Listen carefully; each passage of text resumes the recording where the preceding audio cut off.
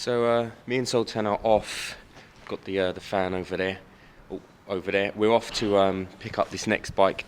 Now, like I said, this next bike isn't a project. It's a quick flip. I wasn't meant to buy it. Getting it for $820, I wasn't meant to. So, in a way, I'm a bit annoyed with myself for bidding on it. Don't get me wrong. It's a nice bike, but that's the problem. It's a nice bike. It's not a project. So. I have got one other plan in mind. One other plan. I might, if I can convince Sultan. There's an ER5 in Kent, which is the direction we're going in. It's at like 450 quid. It runs and rides, but it needs a service. It's purple. Apparently it has MOT and everything. For 450, it's a 2002.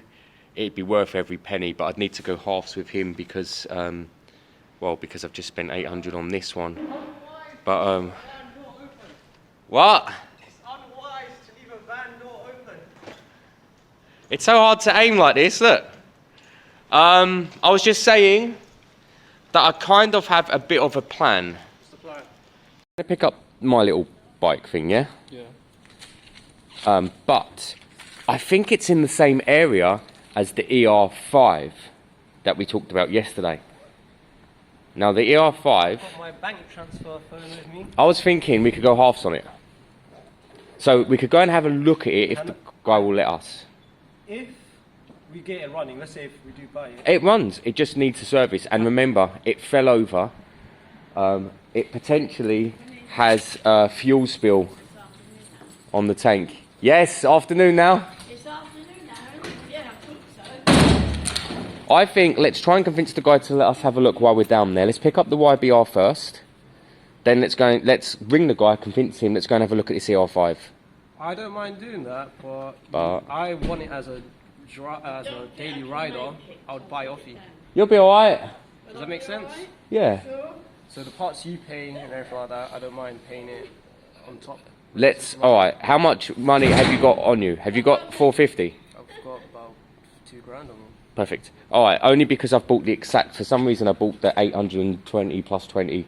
Yeah, transfer it to you. No, let's go and get the YBR and then we'll consider what's next. Alright guys, we're jumping in and we're on our way. It's about an hour's journey. 1 hour later. So, do you want to start? What are you doing? I haven't even started. Take it over, mate. We're at the location of the bike, guys. It was a YBR. The guy was quite passively... He was arsehole. Passively aggressive, I think. Basically, it was bad. It was in terrible condition. The rear tyre was bald. It had rust everywhere. The forks were pitted. The forks were bad. Now, I'm going to put up the pictures on this, actually, because he said he put up great high-definition pictures. He didn't. He put up 2 pictures that were at a distance. I'm going to show Sultan that now in a minute. And he just didn't advertise that bike correctly. It needed a new chain. The chain was terrible. It needed a rear tyre. It had rust everywhere. The forks needed repainting. It was a bad buy. Now listen, I'm not spending 820 quid on a bike that I'd normally pay 400. And I said that to him, but I offered him, and then in the end I offered him 600 and said, look, I'll take it for 6, but I'm sorry, it's been advertised badly. And he kept saying how good the bike's been to him, but no.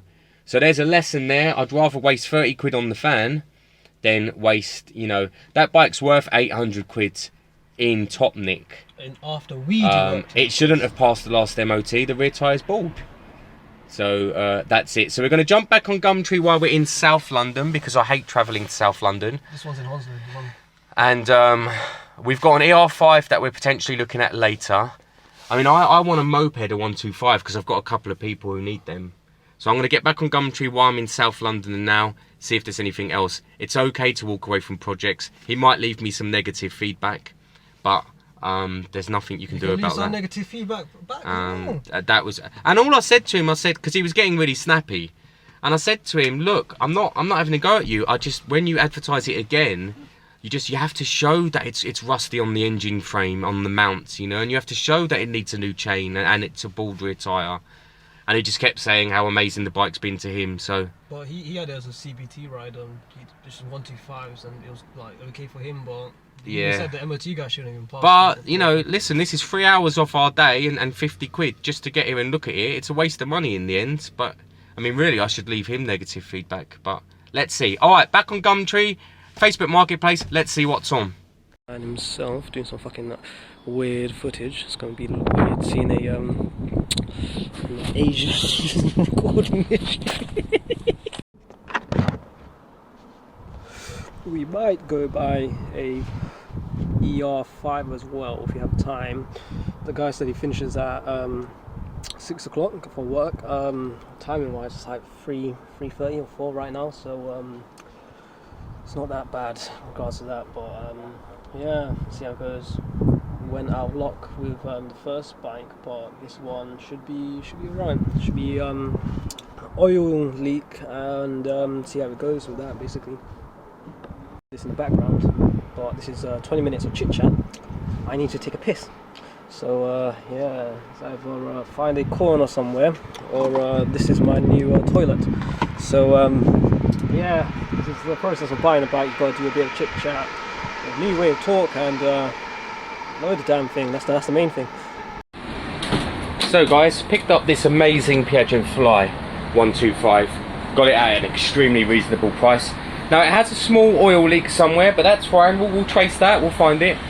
Remember, these engines, they have that very similar issue where there's a plastic block at the front. It wears itself through and they leak.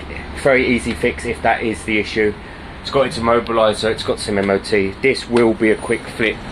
I couldn't record the YBR 125 because the owner was angry, but it was terrible. This was cheaper. Will sell for double.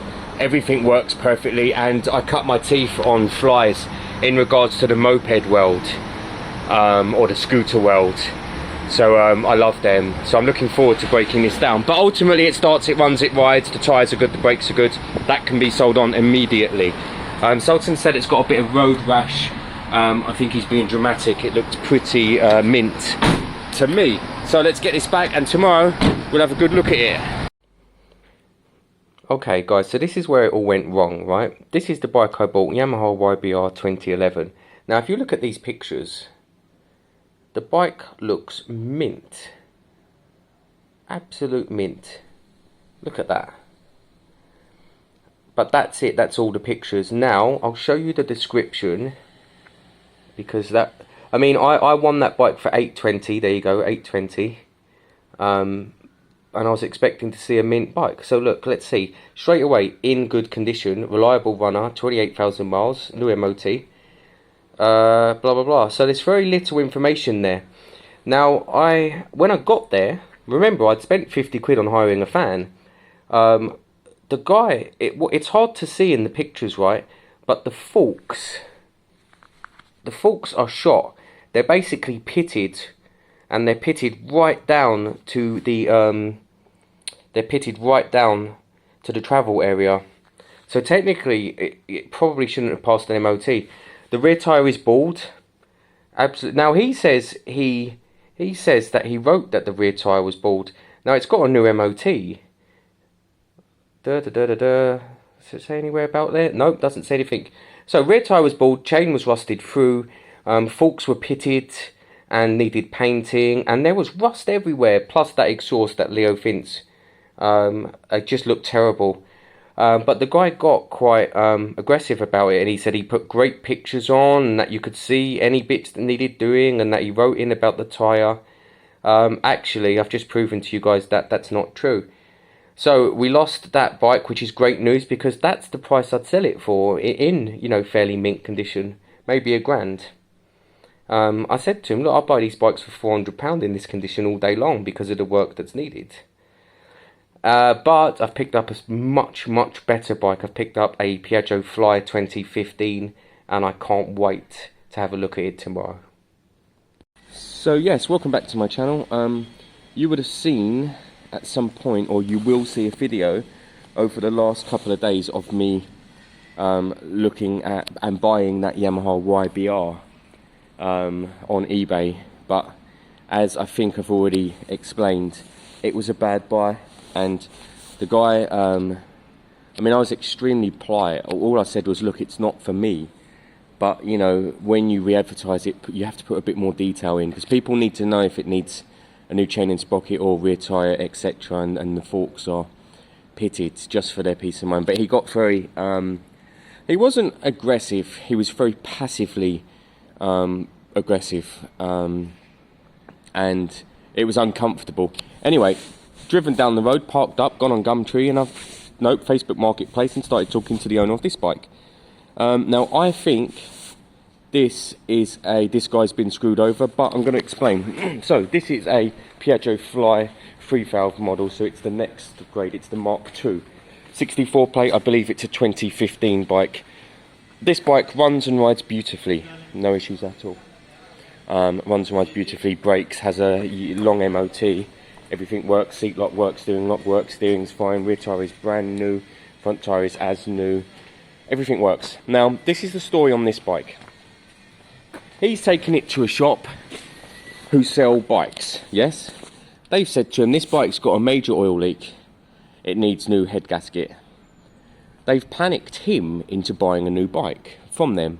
Now, stupidly, he's done that. He's bought a PCX off them. Now, what he's done, which is smart though, is they offered him a couple £100 for this bike in Part X, and he said no. He said he thinks it's worth more. He was right, it was worth more. What I hope hasn't happened, and I don't know yet, is that they've hoaxed him into buying a new bike from their showroom, because I parked this over there last night and there is no sign of an oil leak, and there is no sign of an oil leak. Now, if I pop that oil cap off and there's no oil in there, then that will explain, yeah, it's probably got an oil leak. If that's full of oil and there's no oil drips over here where it's been all night, which there isn't, none at all, then they've played this guy big time, and in doing so I've got a bargain. But that's not fair, that's not what this is about. So let me check the oil level. As always, it's a right pain getting to anything on these bikes, because they cover the engines with the rear panel work, but I want to be thorough anyway, so I'm going to be stripping the rear end down, because I want to check the engine, see if there are any signs of oil leaks, etc. So, also, I haven't really worked on these bikes, so I want to actually cut my teeth on this Mark II model. Yesterday starts, rides beautifully, very fast. Just does everything I asked it to do. I gave it a quick test run. What I didn't do was I didn't see it in the light, it was dark. It's pretty mint, guys. It's 6 years old. It's pretty mint. It's got a bit of a scuff there. I'll put a touch up on that, you won't even notice it. This little panel's gone. We could chuck a new one on there, not a huge issue. It looks like it has had some sort of scrape on the right side, but nothing major at all. But look, starts, runs, rides, and actually a very fast little 125. It's obviously ULEZ compliant. He's even put a full tank of fuel in it, and he loved this bike. So the plan is for me I need to look into the engine. I don't know if there's any compartments in here, because it's not carbs anymore, is it? So I wonder if all this comes out. Look, he even gave me the original manual for it. I mean, lovely. If all this comes out, then we'll get to look down at the engine. That might give us a bit of an idea as to what's going on. So let me see what I can do.